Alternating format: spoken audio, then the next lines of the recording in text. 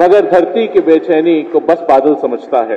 तो मैं आज आपके बीच इनवाइट कर रहा हूं परम आदरणीय डॉक्टर कुमार विश्वास साहब को 2 लाइनों के साथ कि देखना तकरीर की लज्जत कि जो उसने कहा। गालिब साहब की 2 लाइनें हैं कि देखना तकरीर की लज्जत कि जो उसने कहा, मैंने ये जाना कि गोया ये ही तो मेरे दिल में था, मैंने ये जाना कि गोया ये ही तो मेरे दिल में था। परम आदरणीय डॉक्टर कुमार विश्वास साहब।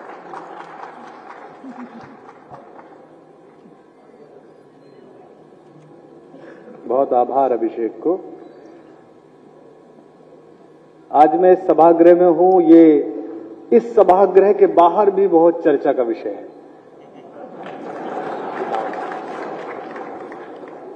परसों जब से इसका पोस्टर बाहर गया है, दिल्ली के पत्रकारों को, अन्य दलों के बहुत सारे लोगों को बड़ी चिंता हुई कि मैं लखनऊ क्यों जा रहा हूं और अखिलेश यादव जी के बगल में बैठना है, प्रोफेसर साहब की किताब का विमोचन करना है। तो एक वरिष्ठ पत्रकार ने मुझसे पूछा कि ये कुछ अजीब नहीं है। मैंने उनसे कहा कि होता तो यही रहा था लोकतंत्र में, इन दिनों कुछ अजीब हो रहा है कि आसपास नहीं बैठ रहे हैं। आदरणीय मुलायम सिंह जी मंच पर हैं। हम उत्तर प्रदेश के लोग जब बाहर जाते हैं तो मुझसे अक्सर राजस्थान, मध्य प्रदेश के, बंबई के नेता पूछते हैं कि मुलायम सिंह जी की क्या स्थिति है, अभी क्या स्थिति है नेताओं में। तो मैं उनसे अक्सर कहता हूं कि आप अलग पार्टी में हो सकते हैं, अलग विचार में हो सकते हैं। हम उत्तर प्रदेश के लोगों के लिए मुलायम सिंह व्यक्ति नहीं है, एक इमोशन है, एक भावना है।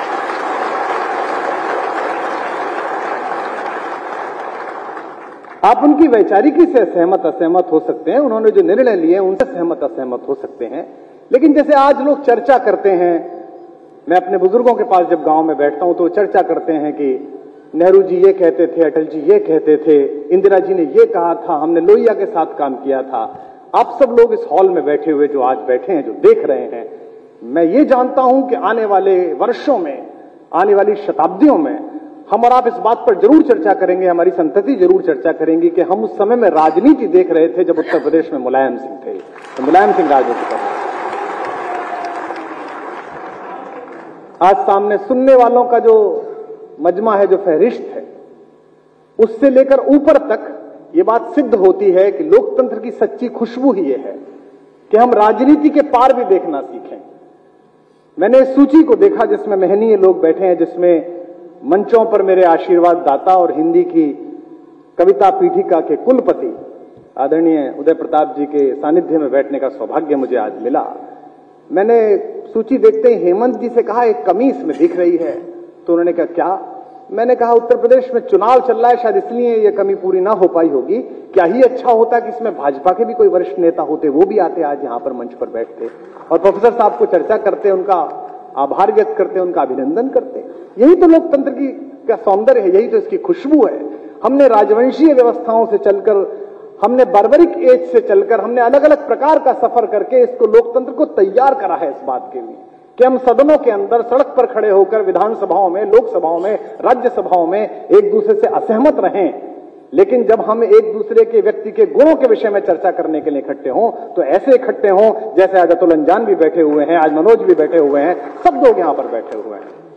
मेरा तो सचमुच अच्छा है अगर इस मंच पर कोई व्यक्ति इस शीर्षक के साथ सहकार कर सकता है राजनीति के पार, वो हम अकेला आदमी हूं, क्योंकि मैं सचमुच पार खड़ा हूं। भाई जिन्हें बसा के आया था उन्होंने पार खड़ा कर दिया, और जो दूसरे पार के लोग हैं वो सोच रहे हैं कि इधर आ जाए तो अच्छा है। तो मैं प्रोफेसर साहब को बहुत बधाई देता हूं कि हम और आप ही पार खड़े हुए हैं। लेकिन वानप्रस्थ के बाद प्रोफेसर साहब ये समर आपको अभी इस बात की अनुमति नहीं देता कि आप राजनीति के पार खड़े हों। राजनीति युग धर्म है, उसकी नब्ज पर उंगलियां रखना हर सचेत आदमी का काम है, चाहे वो पत्रकार हो, चाहे वो चित्रकार हो, चाहे कवि हो। आप चूंकि राजनेता हैं, आप पार्टी में हैं, आप राज्यसभा की शोभा है, तो आपका उत्तरदायित्व भी है। थकान आपके लिए अपेक्षित नहीं है। ये कहना, जब मैंने इस किताब को देखा तो मैंने प्रोफेसर साहब का फोन आया मेरे पास कि मेरा मन है कि तुम लखनऊ आओ, तो मैंने कहा ये किसने आपको सलाह दी कि आप 75 वर्ष इसका नाम रख लीजिए, क्योंकि मैं आज तक भ्रम में था कि आप 60 प्लस के हो। ये जिसने भी किया है वो निश्चित रूप से आपके यौवन से चिढ़ता है। तो आप यही मान के चलिए कि आप अभी उतने ही युवा हैं जितने इस समाजवादी आंदोलन के प्रारंभ से आपकी भूमिका थी। अखिलेश यादव यहां पर हैं, उनके विषय में बड़े सारी टिप्पणियां उनसे सम्मोहित यहां वक्ताओं ने की है, लेकिन मैं उनसे इतना ही कहता हूं कि आप संघर्ष करिए, आप लड़िए, आपकी इस देश को भी जरूरत है, इस प्रदेश को भी जरूरत है।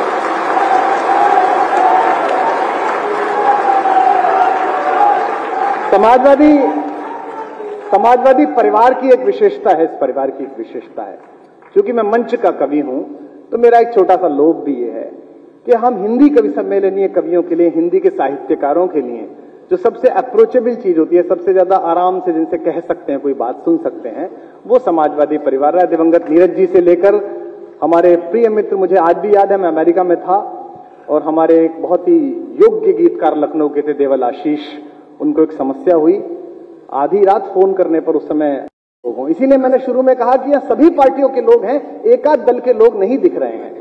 और मैं जानता हूं उनकी शुभकामनाएं भी प्रोफेसर साहब के प्रति बहुत है। वो एक ऐसे व्यक्ति हैं जो अजात शत्रु व्यक्ति हैं। जब अटल जी दिवंगत हुए तो हम यही कहते थे कि भाई अटल जी के विरोधी हो सकते हैं, लेकिन उनका कोई ऐसा विपक्षी नहीं है जो उनके रहने से असहमत हो। कुछ लोग जिनके रहने से शोभा होती है। आज हेमंत जी ने बड़ा सुंदर शब्द दिया रामगोपाल जी को कि रामगोपाल जी उत्सव मूर्ति हैं। वे भारतीय जनता पार्टी से लेकर समाजवादी पार्टी तक सबकी राज्यसभा में उपस्थिति होने के बाद उत्सव मूर्ति हैं। और एक मुझे सबसे सम्मोहक आज लगा, जो मनोज ने भी नोट किया, कि नेताजी जब मंच पे आए तो उन्हें इस बात की चिंता नहीं थी कि इस मंच पर कौन बैठा है, उन्हें चिंता थी नीचे कौन बैठा है। और आयु जब बढ़ती है तो बचपन लौटता है। कल भी मैं देख रहा था जब अखिलेश ने संभाल रहे थे, जब उनको कह रहे थे कि आप बैठ के बोल दीजिए, तो उनके अंदर जद्दोजहद थी कि नहीं, मैं खड़े होकर सबका सम्मान करूं, सबका हाथ हिला दूं, सबसे संवाद कर दूं। ये जो मोहकता है, ये जो लालित्य है, ये जो प्रेम है, ये जो स्पंदन है, ये तभी आता है जब आपने वर्षों काम किया हो, लोगों के लिए सोचा हो, जनता के लिए सोचा हो। मैं इस पुण्य अवसर पर बहुत बहुत शुभकामनाएं देता हूं। मैं इस मंच पर एक केवल प्रियवर हमारे जो मनोज हैं, इनके अतिरिक्त सबसे आयु में छोटा हूं, इसलिए मैं केवल शुभकामनाएं दे सकता हूं। मैं अपने स्वस्थ वाचन आपके लिए दे सकता हूं प्रोफेसर साहब, क्योंकि मेरा और आपका कार्य भी एक है। मैं भी विश्वविद्यालय सेवा में रहा, 17 वर्ष मैंने पढ़ाया, आपने भी पढ़ाया। बस थोड़ा सा गड़बड़ी हो गई कि मैंने जो शुरू की थी वो पूरी नहीं हो पाई, लोग ले भगे। आपकी वही है, क्योंकि आपका परिवार है, आप वहीं पर हैं। तो और प्रोफेसर साहब कविताओं में भी रुचि रखते हैं, और सबसे अच्छी बात है कि हम उनसे कह लेते हैं। मैं अन्य दलों के लोगों से भी कहता हूं। कल रात्रि में परसों एक कार्यक्रम में था, वहां एक प्रदेश के मुख्यमंत्री बैठे थे। मैंने उनसे भी कहा था कि कवियों को सुनना सीखिए, कवियों को सहना सीखिए, क्योंकि जिन्होंने हमें सुनना अस्वीकार कर दिया था वो आज किसी को सुनाने लायक नहीं बचे हैं। दिल्ली में है मामला, ऐसा स्थिति है। तो सुनना सीखिए, ताकि लोग, आप कई बार सत्ता अहंकार देती है, सत्ता आपको गुरूर देती है, जब आप इससे नीचे उतरते हैं तब आपको पता चलता है। छत्तीसगढ़ में मैं एक मंत्री महोदय के साथ यात्रा कर रहा था चुनाव से 2 महीने पहले, तो मुझसे बोले कि क्या हाल है, तो मैंने कहा जमीन हिल रही है, नहीं जीतेंगे। उन्होंने मानी नहीं, क्योंकि हवा में थे वो। थोड़े दिन बाद सचमुच हिल गई और फिर नीचे आ गए। तो आज आप संघर्ष के पथ पर हैं और आपको राजपथ तक पहुंचना है। इसके लिए आवश्यक है कि आप इस मंच पर बैठे हुए जो 4 महत्वपूर्ण लोग हैं, इनमें आपके पास कविवर उदय प्रताप जी जैसी चिंतना होनी चाहिए, आपके पास मुलायम सिंह यादव जी जैसा संघर्ष होना चाहिए, आपके पास प्रोफेसर राम गोपाल जी जैसी योजना होनी चाहिए, और आपके पास अखिलेश यादव जैसा उत्साह होना चाहिए, तब जाकर आप तो मेरी शुभकामनाएं प्रोफेसर साहब को हैं। मुझे कहा गया है कि मैं लाइनें सुना दूं, और ये प्रमोद तिवारी जी का आदेश है, और ये कांग्रेसी लोग हैं, ये मान अपमान भूलते नहीं है, मुझे पता है। और कुछ पता नहीं है इस देश में किस दिन क्या हो जाए, तो और हमको तो बिना पार्टी के जीना है अभी, तो इसलिए इनकी बात मान लेनी चाहिए। और वैसे भी बेचारे ये और हम 2 ही ब्राह्मण है, कौन सुन रहा है हमारी, तो हम एक दूसरे की सुन लेते हैं थोड़ा सा, इस दिनों ऐसा भी है। निवेदन कर, अब ये है हमारा छोटा भाई, ये भी मौजूद है। तू तो अब समाजवादी हो गया है पूरा पक्का वाला। प्रोफेसर साहब ने 75 वर्ष बिताए हैं। मैं एक छोटा सा गीत आपको सुना देता हूं। जब आप सार्वजनिक जीवन में होते हैं, जब आप राजनीतिक जीवन में होते हैं, तो जो लोग आपको मिलते हैं उनके विषय में आपको पता नहीं होता है कि ये शत्रु हैं या मित्र हैं। इसमें कई बार धोखा खा जाते हैं। मैं भोगा हुआ बता रहा हूं, मुझे भी नहीं पता था। तो आपको पता नहीं चलता है कि लोगों का रास्ता क्या है, लोग आपको प्रयोग कर रहे हैं या आप उन्हें प्रयोग कर रहे हैं। धीमे धीमे राजनीति सिखाती है, अनुभव सिखाता। तो मैंने एक गीत लिखा था उस अनुभव पर, छोटा सा गीत है, सुन लीजिए। अवसर नहीं है लेकिन इच्छा है, सबका मन है, तो मैं प्रोफेसर साहब आपके लिए विशेष रूप से सुना देता हूं, सुनिएगा। और ये उनके तो जीवन का सार है, प्रोफेसर राम गोपाल जी के, और हमारे जो युवा नेता हैं अखिलेश जी, उनके काम आएगा ये। कि इतनी रंग बिरंगी ही दुनिया, इतनी रंग बिरंगी ही दुनिया, दो आंखों में कैसे आए। इतनी रंग बिरंगी ही दुनिया, दो आंखों में कैसे आए। हमसे पूछो इतने अनुभव, एक कंठ से कैसे गाए। इतनी रंग बिरंगी, तालियां ही पेमेंट हैं, ध्यान रखिएगा। इतनी रंग बिरंगी ही दुनिया। दो हमारे गुरु डॉक्टर कुंवर बेचैन साहब दिवंगत हो गए कोरोना में, उनका एक शेर था, मैं फिर वहीं लौटाया। मुझे उस दृश्य ने बड़ा अभिभूत किया, कल भी अभिभूत किया जब नेताजी जनता से कह रहे थे कि आप मनाओ बर्थडे, मैं आपकी बर्थडे में आऊंगा। बड़प्पन पदों से नहीं होता, बड़प्पन अंदर होता है। कुंवर जी का शेर है कि मैं कई बड़े लोगों की नीचाई से वाकिफ हूं, और मैं तो हूं ही। मैं कई बड़े लोगों की नीचाई से वाकिफ हूं, बहुत मुश्किल है दुनिया में बड़े होकर बड़ा होना। तब कह रहा हूं कि इतनी रंग बिरंगी ही दुनिया। सुनिएगा बंद, एक एक पंक्ति पर आपको एक चेहरा याद आएगा, पार्टी में काम करता हुआ, सदन में काम करता हुआ, इधर से उधर दूसरे दलों में आता जाता। अगर याद आए तो वह करना। इतनी रंग बिरंगी ही दुनिया, ऐसे उजले लोग मिले, ऐसे उजले लोग मिले, जो अंदर से बेहद काले थे। ऐसे उजले लोग मिले, जो अंदर से बेहद काले थे। ऐसे चतुर मिले, जो मन से सहज सरल भोले भाले थे। ऐसे चतुर मिले, जो मन से सहज सरल भोले भाले थे। ऐसे धनी मिले, जो कंगालों से भी ज्यादा रीते थे। ऐसे धनी मिले, जो अभी ये चुनाव चल रहा है, आपको धन का संकट है, अभी सत्ता आ जाए, धन का संकट, आप देखना क्या स्थिति हो जाएगी। ये ऐसे धनी मिले, जो कंगालों से भी ज्यादा रीते थे। ऐसे मिले फकीर, जो सोने के घट में पानी पीते थे। ऐसे मिले फकीर, जो सोने के घट में पानी पीते थे। इस पंक्ति का सौंदर्य समझें। आप तो कवि सम्मेलनों के श्रोता रहे हैं, उदय प्रताप जी के कारण, नेताजी के कारण, अखिलेश जी के कारण आपने बहुत कवि सम्मेलन सुने, तो इसका सार समझे और मुझे दाद दें। ऐसे मिले फकीर, जो सोने के घट में पानी पीते थे। मिले पराएपन से अपने, मिले पराएपन से अपने, अपनेपन से मिले पराए। हमसे पूछो इतने अनुभव, एक कंठ से कैसे गाए। इतनी रंग बिरंगी ही दुनिया। आखिरी बंद सुनिए, अंबिका जी और हमारे माँ, इनके में बलिया गया था तो एक कभी धोखे में आ गया, उसने कहा गया कि अंबिका के निमंत्रण पर जाना है, तो आदमी निकला है यहाँ पर।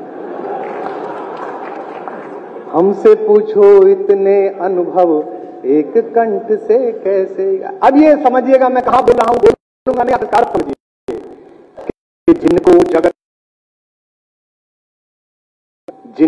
जगत विजेता समझा। टीवी के चैनल की बहसों में नहीं देश जीता जाता, देश जाता है, वो में जीता जाता है। इस दांत घिसने के लिए अनुराग बहुत हैं, रोज शाम का यही कार्यक्रम इन लोगों का। हमने भी किया 4-5 वर्षीय। विजेता समझा नहीं लेने चाहिए, लेकिन चेहरे आपके सामने आएंगे। जिनको जगत विजेता समझा, मन के द्वारे हारे निकले। जिनको जगत विजेता समझा निकले, जो हारे हारे लगते थे, अंदर से ध्रुव तारे निकले।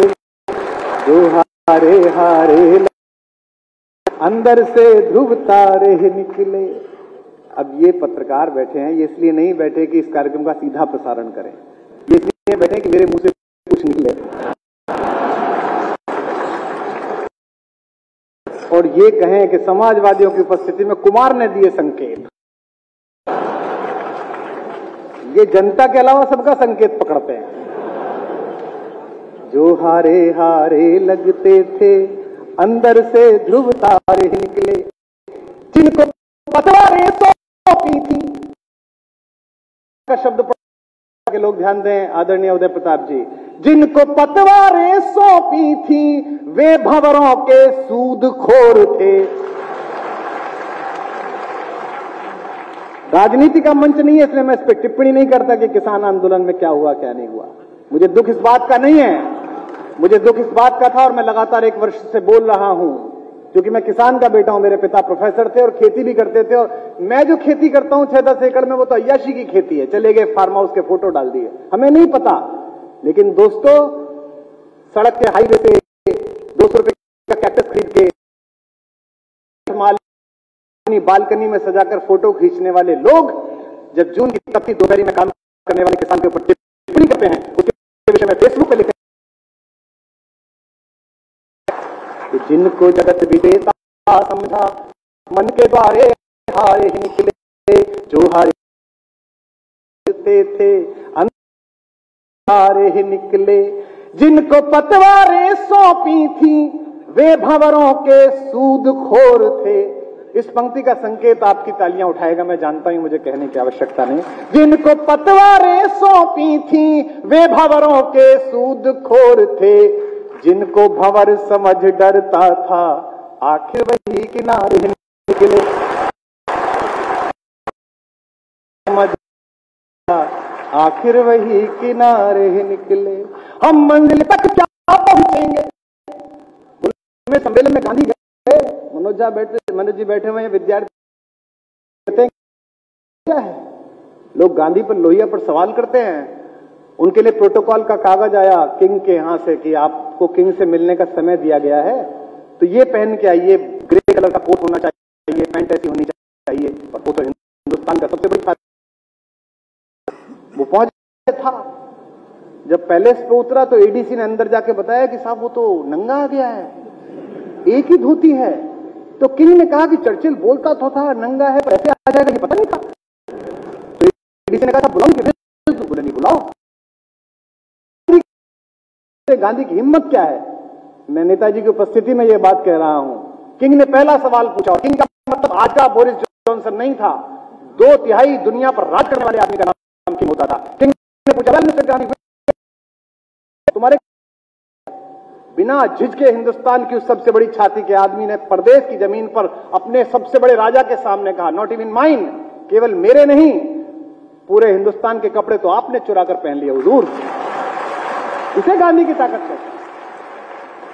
जिनको भंवर समझ डरता था आखिर आपके चाचा की प्रशंसा के लिए किसी के दादा को गाली देना कहां तक संभव है यार। आप चाचा की तारीफ करो। आप जिनको भंवर समझ डरता था आखिर वही किनारे ही निकले। हम मंजिल तक क्या पहुंचेंगे, इस पीड़ा को स्वीकार करें और मुझे विदा दें। हम मंजिल तक कैसे पहुंचे जिनको खुद रास्ता भटकाए, हमसे पूछो इतने अनुभव एक कंठ से कैसे गाए। बहुत आभार, बहुत धन्यवाद।